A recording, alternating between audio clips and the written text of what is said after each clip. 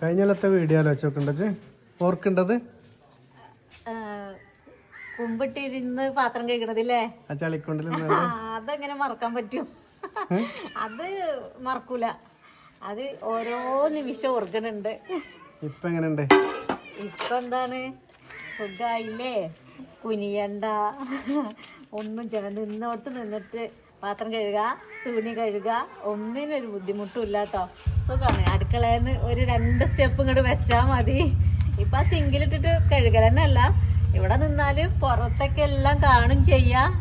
നല്ല സുഖമായിട്ടുണ്ട്. പൈപ്പ് ഒന്ന് കുറച്ചൊന്ന് ഉയർത്തണമെന്നുണ്ട്.